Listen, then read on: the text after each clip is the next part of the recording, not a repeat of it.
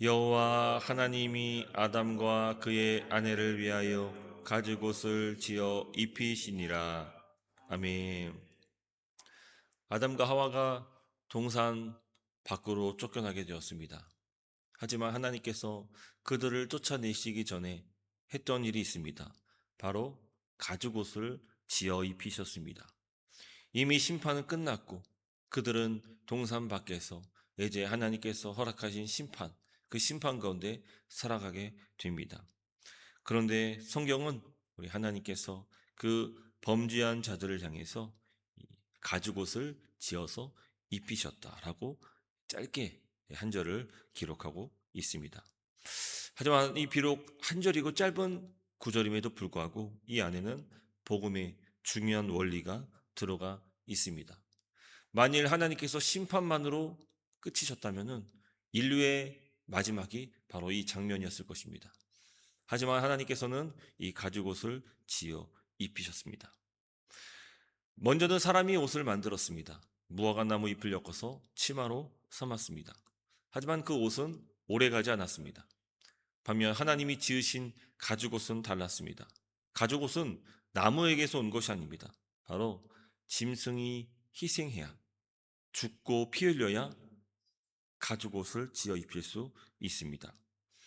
사람의 수치를 가리기 위해서 무언가가 사람을 대신 죽어야 했습니다. 인간의 입장에서는 이 가죽옷은 값없이 얻은 옷이지만 이미 그 값은 치러진 것입니다. 그렇습니다. 이 죄를 덮는 일에는 언제나 값이 듭니다. 사람이 그 값을 지불하지 않았다 해서 공짜로 주어진 것이 아닙니다. 바로 하나님께서 무언가를 희생시킴으로 그 인간의 죄를 가리시고 그 수치와 허물을 감춰 주신 것입니다. 만일 사람이 자기의 죄를 스스로 처리할 수 있었다면 하나님은 짐승을 잡으실 이유가 없습니다. 이 가죽옷이야말로 사람이 얼마나 무능한지를 잘 드러내는 옷입니다. 이 옷을 받는 순간 사람은 자기가 아무것도 할 수 없는 존재, 연약한 존재, 스스로의 수치, 그것을 가릴 수 없는 존재라는 것을 인정하게 됩니다.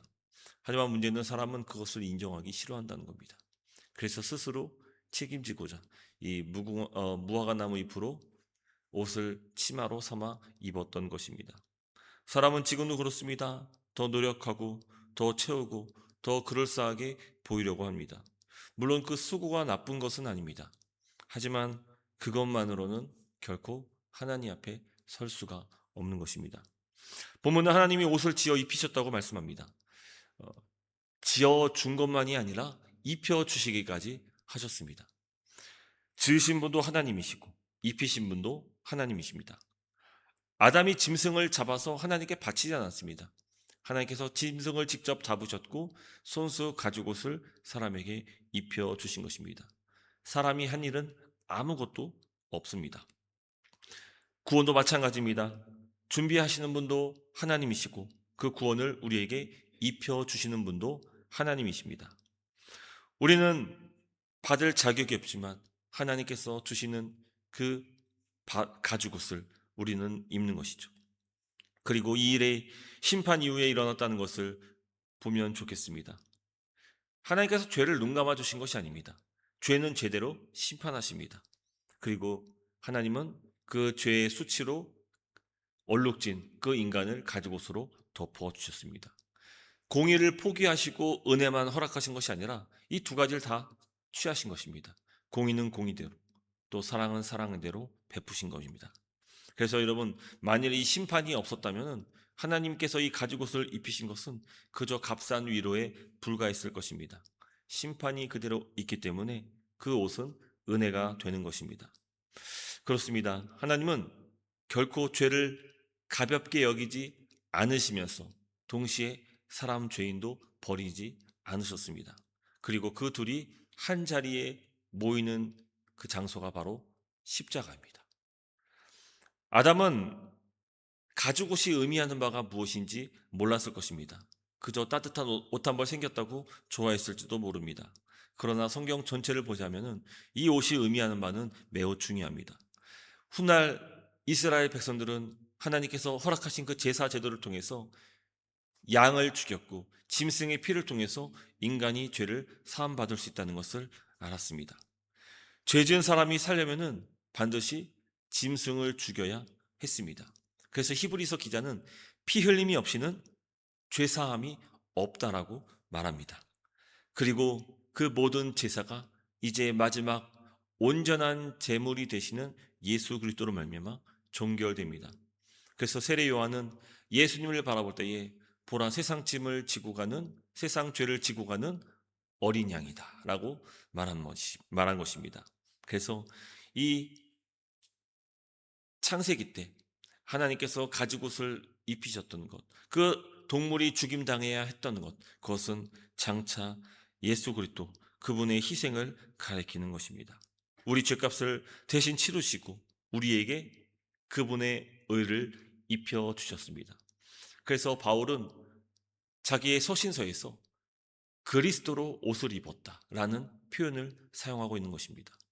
하나님께서 아담에게 가죽옷을 입혀주셨는데 그 가죽옷이 의미하는 바가 이 바울은 이미 계시된 그 말씀을 통해서 그리스도로 옷을 입은 것이다 라고 선언하는 것이죠. 그로 말미암아 인간의 모든 죄와 수치가 단번에 다 가려지게 되는 것입니다. 이 동산에서 시작된 옷 이야기가 바로 그리스도로 옷 입었다 이것으로 종결되는 것입니다.